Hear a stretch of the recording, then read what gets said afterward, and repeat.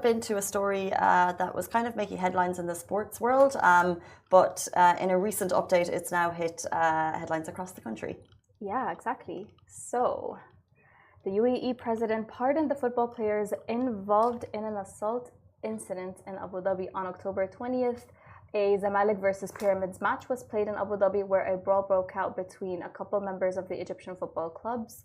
Two Zamalek players and their sporting director had been sentenced to a month in jail and fined 200,000 dirhams by Abu Dhabi Criminal Court. They are Abdel Wahid El Sayed, Mustafa Shalabi, and Mahmoud Donga. But unexpectedly, His Highness Sheikh Mohammed bin Zayed Al Nahyan pardoned the convicted footballers.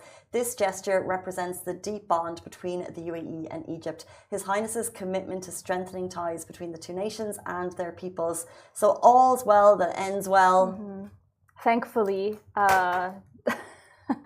Smarties. Smarty pants. Smarties have the answer. Clearly not. My costume is ruined. It's falling apart.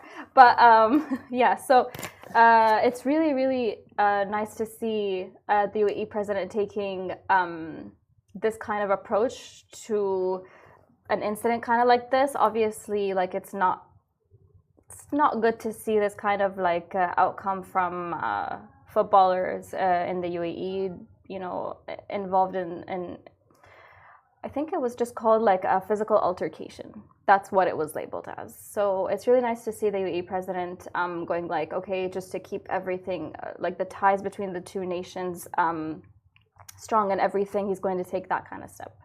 Yeah, I think we've seen with this team, there has been a bit of, this isn't the first time there's been something similar, right?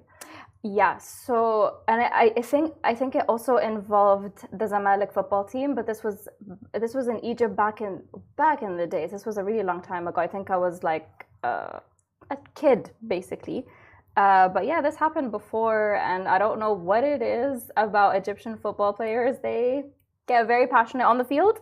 It gets a little out of hand sometimes. I think most footballers, like hooliganism in football particularly more so than other sports, so maybe it's not country-based, it's for some reason the sport just makes people feel more passionate, I guess. But yeah, so obviously this is the outcome. Thankfully it went the way it did. Hopefully it was a learning lesson for everyone involved and it won't happen again. But the UAE president always pardons people, not always, but like a lot of the time. This isn't the first time I see His Highness pardoning things like this.